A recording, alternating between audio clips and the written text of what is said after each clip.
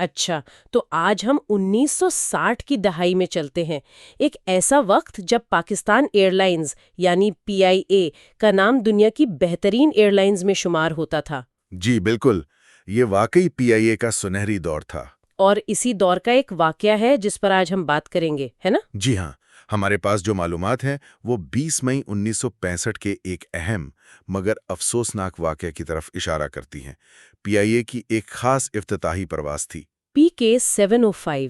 اچھا، افتتاحی پرواز کہاں سے کہاں تک؟ یہ کراچی سے لندن جا رہی تھی، اور یہ صرف ایک نئی روٹ کی فلائٹ نہیں تھی، بلکہ یہ PIA کی آپ کہہ لیں بڑھتی ہوئی ساخت اور عزائم کی ایک علامت تھی۔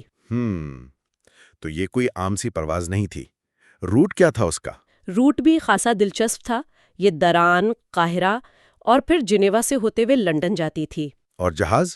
وہ بھی یقیناً اس وقت کا بہترین ہوگا؟ جی، بوئنگ 720B اس وقت کے حساب سے کافی جدید تھا، لیکن اس سے بھی اہم بات میرا خیال ہے وہ لوگ تھے جو اس میں سوار تھے۔ اچھا، کون لوگ تھے؟ ذرائع کیا بتاتے ہیں اس بارے میں؟ جی، جو معلومات ہیں ہمارے پاس ان کے مطابق کل 127 افراد سوار تھے، اور یہ ایک آپ کہیں منتخب گروپ تھا۔ منتخب گروپ یعنی؟ میرا مطلب ہے اس میں کئی نامور صحافی تھے، مختلف ملکوں سے آئے ہوئے مہمان، ٹریول ایجنٹس اور ظاہر PIA کا اپنا بہترین عملہ۔ ایک خاص ذکر مومی دورانی کا ملتا ہے۔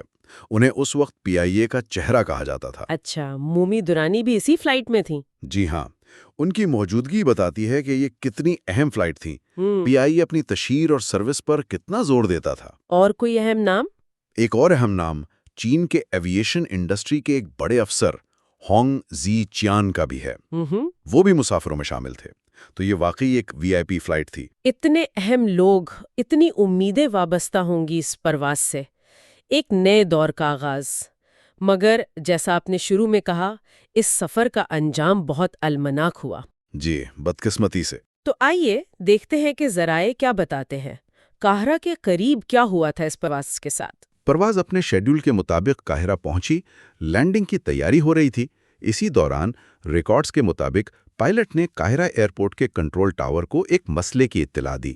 مسئلہ؟ کس قسم کا مسئلہ؟ اطلاع تھی جہاز کے فلیپس میں خرابی کی۔ فلیپس یعنی جہاز کے پروں کا وہ حصہ جو اترتے وقت رفتار کم کرنے اور جہاز کو مستحکم رکھنے میں مدد دیتا ہے۔ اچھا، یعنی لینڈنگ کے لیے ایک بہت اہم حصے میں خرابی تھی۔ پھر کیا ہوا؟ تو تفصیلات یہ بتاتی ہیں کہ پائلٹ نے شاید صورتحال کو سمجھنے یا مسئلہ حل کرنے کی کوشش میں ایئرپورٹ کا ایک چکر لگایا۔ ایک چکر لگایا؟ جی، اور اس کے بعد انہوں نے رن وے نمبر 34 پر اترنے کی کوشش کی۔ یہ شاید سٹینڈرڈ پروسیجر ہو ایسی حالت میں۔ لیکن یہ کوشش کامیاب نہیں ہوئی۔ یہی وہ لمحہ تھا جب سب کچھ غلط ہو گیا۔ بالکل، معلومات یہی بتاتی ہیں کہ جہاز وہ اونچائی برقرار نہیں رکھ سکا جو لینڈنگ کے لیے ضروری تھی۔ اچھا۔ اور وہ رن وے تک پہنچنے سے پہلے ہی کچھ فاصلے پر، تقریباً 12 کلومیٹر پہلے، صحرائی علاقے میں زمین سے ٹکرا گیا۔ رن وے سے اتنا پہلے؟ جی ہاں، اور ٹکر بہت شدید تھی، اتنی شدید کہ جہاز کے دائیں پر میں فوراً آگ لگ گئی۔ ٹکراتے ہی آگ لگ گئی؟ جی، اور پھر بس چند ہی لمحوں میں آگ نے پورے جہاز کو اپنی لپیٹ میں لے لیا۔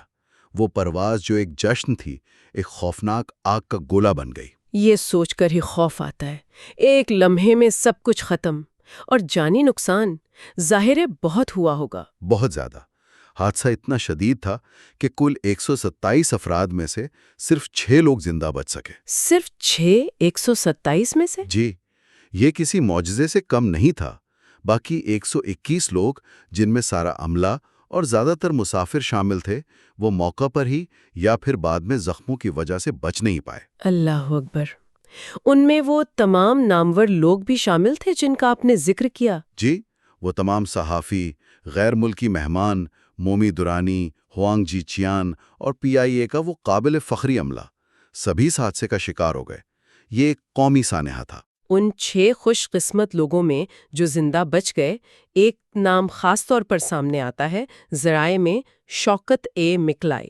وہ اپنی اہلیہ بانو کے ساتھ سفر کر رہے تھے۔ جی، شوکت مکلائی صاحب کی جو یادداشتیں ہیں وہ اس واقعے کی ہولناکی اور اس کے بعد جو کچھ ہوا اسے سمجھنے میں بہت اہم ہے۔ انہوں نے کیا بتایا؟ کیا یاد تھا انہیں؟ انہوں نے بعد میں ایک انٹرویو میں بتایا کہ یہ سفر ان کے لیے ایک طرح کا 23واں ہنی مون تھا۔ ایک دلچسپ بات یہ بھی تھی کہ ان کی اہلیہ فرسٹ کلاس میں تھیں اور وہ خود اکانومی میں۔ اچھا، تو حادثے کے وقت کیا ہوا ان کے ساتھ؟ وہ بتاتے ہیں کہ جیسے ہی جہاز نیچے آنا شروع ہوا انہوں نے کھڑکی سے باہر دیکھا، انہیں جہاز کا دایاں پر جلتا ہوا نظر آیا۔ اوہ، بس یہ منظر دیکھتے ہی شاید ٹکر کے جھٹکے سے یا صدمے سے وہ بے ہوش ہو گئے۔ پھر ہوش کب آیا؟ کہاں تھے وہ؟ جب انہیں ہوش آیا تو وہ جہاز کے جلتے ہوئے ملبے کے پاس پڑے تھے، شدید زخمی تھے، اور ایک عجیب بات وہ بتاتے ہیں کہ وہ مدد کے لیے پکارنے کے بجائے اپنا ہی نام پکار رہے تھے، شوکت، شوکت۔ یہ تو شدید صدمے کی حالت لگتی ہے۔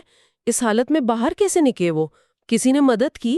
یہاں ایک آپ کہہ سکتے ہیں انسانی ہمدردی کی ایک چھوٹی سی مگر اہم مثال ملتی ہے۔ ان کے قریب ہی ایک اور زخمی نوجوان پڑا تھا، وہ خود بھی لہو لہان تھا۔ اچھا؟ اس نوجوان نے ہمت کی اور شوکت صاحب کو کھینچ کر جلتے ہوئے ملبے سے کچھ دور محفوظ جگہ پر پہنچایا۔ اس نوجوان نے خود زخمی ہوتے ہوئے بھی؟ جی، یہ واقعی اس اندھیرے میں ایک روشنی کی کرن جیسی بات ہے۔ پھر جب انہیں پوری طرح ہوش آیا ہوگا، ارد گرد دیکھا ہوگا، وہ منظر کیسا تھا؟ شوکت مکلائے نے جو منظر بیان کیا ہے وہ ناقابل تصور حد تک دل دہلا دینے والا ہے۔ ہر طرف انسانی لاشیں بکھری ہوئی تھیں، جلی ہوئی، پہچاننا مشکل۔ یا اللہ! مسافروں کا سامان، ان کی ذاتی چیزیں، جہاز کے ٹوٹے ہوئے حصے میلوں تک پھیلے ہوئے تھے، اور اسی دوران انہیں اپنی اہلیہ بانو کی لاش بھی وہیں ملبے کے قریب ملی۔ اپنی اہلیہ کی لاش؟ جی، وہ کہتے ہیں کہ اس لمحے جیسے ان کا دل پتھر کا ہو گیا تھا، وہ بالکل سکتے میں تھے، کچھ سمجھ نہیں آ رہا تھا کہ کیا ہو رہا ہے۔ ایسے عالم میں، اتنے شدید صدمے اور بے بسی میں، انسان کیا سوچتا ہے، کیا کرتا ہے؟ ان کی یادداشتوں کے مطابق اسی لمحے اپنی بیوی کی لاش کے پاس کھڑے ہو کر انہوں نے اللہ سے ایک عہد کیا، ایک دعا کی۔ کیا عہد کیا؟ انہوں نے دعا کی کہ اگر اللہ نے انہیں اس حادثے میں زندہ رکھا ہے تو وہ اپنی باقی زندگی صرف دوسروں کی خدمت کے لیے وقف کر دیں گے۔ وہ ایسے جئیں گے جیسے کل کبھی نہیں آئے گا، یعنی ہر دن کو بھرپور بامقصد طریقے سے گزاریں گے۔ یہ تو ایک بہت بڑا عہد تھا، اس واقعے کا ایک ذاتی مگر گہرا اثر۔ بالکل۔ لیکن یہ تو ایک فرد کے اندر کی بات ہوئی۔ حادثے کے فوراً بعد باہر کی دنیا کا رد عمل کیسا تھا؟ خاص طور پر جائے حادثہ پر کیا ہوا؟ یہاں کچھ متضاد باتیں بھی سننے کو ملتی ہیں، ہے نا؟ کہ حادثے کے کچھ ہی دیر بعد انہوں نے دیکھا کہ کچھ مقامی لوگ دوڑتے ہوئے آ رہے ہیں۔ مقامی لوگ؟ تو انہوں نے سمجھا ہوگا کہ مدد آ گئی؟ جی، شروع میں زندہ بچ جانے والوں نے شاید یہی سمجھا کہ یہ مددگار ہیں، ان کی مدد کو پہنچے ہیں۔ لیکن ایسا نہیں تھا؟ نہیں، بدقسمتی سے نہیں۔ جب یہ لوگ قریب پہنچے تو منظر کچھ اور ہی تھا۔ عینی شاہدین بتاتے ہیں کہ وہ لوگ اللہ اکبر کے نعرے لگاتے ہوئے آئے۔ اللہ اکبر! جی، لیکن بجائے اس کے کہ وہ زخمیوں کو دیکھتے، انہیں پانی پلاتے یا سنبھالتے، انہوں نے جہاز کے ملبے اور لاشوں کے درمیان سے مسافروں کا سامان، ہینڈ بیگ، بریف کیس، جو بھی قیمتی چیز نظر آئی، وہ اٹھانا شروع کر دی۔ کیا مطلب لوٹ مار شروع کر دی اس حالت میں؟ جی، یہی بتایا جاتا ہے۔ وہ سامان اٹھا کر وہاں سے چلتے بنے۔ یہ تو یقین کرنا مشکل ہے۔ ایک طرف وہ نوجوان تھا جو خود زخمی حالت میں مدد کر رہا تھا، اور دوسری طرف یہ لوگ۔ بالکل، یہ انسانی فطرت کا ایک بہت تاریک پہلو ہے جو ایسے بحران میں سامنے آ سکتا ہے۔ جہاں ہمدردی اور مدد کی سب سے زیادہ ضرورت تھی، وہاں کچھ لوگوں نے لوٹ مار شروع کر دی۔ یہ بات کئی ذرائع سے پتہ چلتی ہے۔ بہت افسوسناک۔ اچھا، اور سرکاری امدادی کارروائیاں، ریسکیو ٹیمیں، وہ کب پہنچی؟ یہاں بھی صورتحال کوئی بہت اچھی نہیں تھی۔ جو معلومات ہیں ان کے مطابق منظم سرکاری سطح پر امدادی کارروائیاں شروع ہونے میں بہت دیر ہوئی۔ کتنی دیر؟ بتایا جاتا ہے کہ حادثے کے تقریباً 5 سے 6 گھنٹے بعد باقاعدہ ریسکیو آپریشن شروع ہو سکا۔ 5 سے 6 گھنٹے؟ صحرا میں اتنے شدید حادثے کے بعد؟ جی، یہ بہت لمبا وقت ہے۔ اس دوران تو کئی زخمی جو شاید بچ سکتے تھے، ان کا کیا بنا ہوگا؟ یہی خدشہ ظاہر کیا جاتا ہے کہ اس طویل وقفے میں شدید گرمی اور زخموں کی وجہ سے کئی شدید زخمی افراد وہیں دم توڑ گئے۔ تو تیار نہیں تھے یا ان کے پاس وسائل نہیں تھے۔ اچھا۔ یہاں تک کہ ذرائع میں یہ بھی ذکر ملتا ہے کہ جو پہلا ہیلی کاپٹر وہاں پہنچا اس میں زخمیوں کو لے جانے کے لیے بنیادی چیز یعنی اسٹریچر تک نہیں تھا۔ اسٹریچر بھی نہیں تھا؟ یہ تو انتظامی نااہلی کی انتہا لگتی ہے۔ تو اس سارے منظر کے بعد، اس لوٹ مار اور تاخیر سے شروع ہونے والی امداد کے بعد، صرف 6 لوگ ہی بچ پائے؟ جی، آخرکار صرف وہی 6 افراد اس جہنم سے زندہ نکل سکے، باقی تمام 121 مسافر اور عملہ وہیں قاہرہ کے قریب ہی دفن ہوئے۔ جب یہ زندہ بچ جانے والے بشمول شوکت مکیلائے واپس کراچی پہنچے ہوں گے تو یہاں کیا ماحول تھا؟ لوگوں کا کیا رد عمل تھا؟ کراچی میں ان کا استقبال بہت جذباتی اور پرجوش انداز میں ہوا تھا۔ عوام کی ایک بڑی تعداد ایئرپورٹ پر موجود تھی۔ لوگوں کے لیے یہ کسی معجزے سے کم نہیں تھا کہ وہ اتنے بڑے حادثے میں بچ گئے۔ اخبارات میں ان کی کہانیاں چھپیں، لوگوں نے ان کے لیے بہت نیک خواہشات کا اظہار کیا۔ ظاہر ہے یہ ان کے لیے اس مشکل وقت میں کچھ حوصلے کا باعث بنا ہوگا۔ اور شوکت مکلائی صاحب جنہوں نے وہ عہد کیا تھا، کیا واقعی اس واقعے نے ان کی زندگی بدل دی؟ بالکل، جیسا کہ انہوں نے خود بھی بعد میں بتایا، اور ان کی باقی زندگی سے بھی یہ ظاہر ہوتا ہے۔ یہ واقعہ ان کی زندگی کا ایک فیصلہ کن موڑ ثابت ہوا۔ کیسے؟ دیکھیں، وہ اچانک اپنی اہلیہ کے بغیر رہ گئے تھے۔ 3 چھوٹے بچے تھے، ان کی ذمہ داری اکیلے ان پر آ گئی تھی۔ یہ آسان نہیں تھا، یقیناً نہیں۔ لیکن انہوں نے ہمت نہیں ہاری۔ انہیں اپنا وہ عہد یاد رہا جو انہوں نے حادثے کے ملبے کے پاس اپنی بیوی کی لاش کے قریب کیا تھا۔ اور انہوں نے وہ نبھایا؟ جی، انہوں نے اپنی زندگی خدمت خلق کے لیے وقف کر دی، ایک نئی بامقصد زندگی شروع کی، اور انہوں نے ایک طویل، بھرپور، فعال زندگی گزاری۔ 2014 میں 95 برس کی عمر میں ان کا انتقال ہوا۔ ماشاءاللہ، 95 سال! واقعی PK-705 کا یہ حادثہ ہمیں بہت شدت سے یاد دلاتا ہے کہ زندگی کتنی غیر یقینی ہے، کتنی نازک ہے، ایک لمحے میں سب کچھ بدل سکتا ہے۔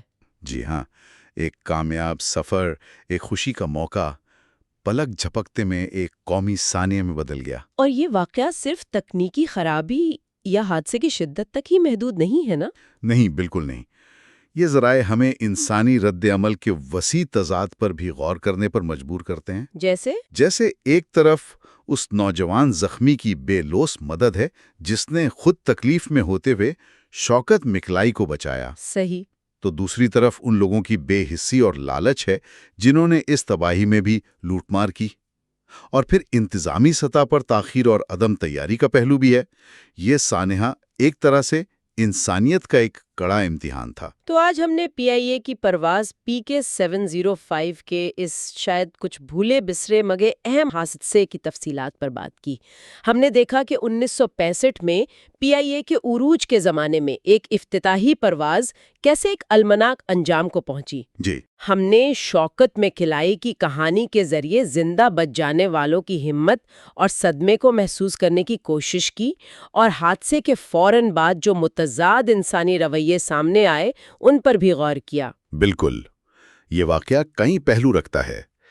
تکنیکی ناکامی کا امکان تو ہمیشہ رہتا ہے، گو کہ اس کی اصل وجوہات پر ان ذرائع میں زیادہ تفصیل نہیں ملتی، لیکن اس سے بڑھ کر یہ حادثہ ہمیں دکھاتا ہے کہ شدید بحران کے وقت انسان کا بہترین اور بدترین دونوں پہلو سامنے آ سکتے ہیں۔ بے مثال ہمدردی بھی اور ناقابل یقین خود غرضی بھی۔ جی، اور یہ ہمیں اداروں کی تیاری اور ان کے رد عمل کی اہمیت بھی یاد دلاتا ہے۔ بالکل، اور یہ گفتگو ہمیں ایک سوال کے ساتھ چھوڑ جاتی ہے جس پر شاید سوچنا چاہیے۔ حادثے کی اپنی ہولناکی تو ہے ہی، لیکن اس کے بعد کا جو انسانی رد عمل تھا، ایک طرف مدد اور قربانی، دوسری طرف لوٹ مار اور بے حسی، یہ تضاد ہمیں بحران کے وقت انسانی فطرت کی گہرائی اور اس کی پیچیدگی کے بارے میں کیا سکھاتا ہے؟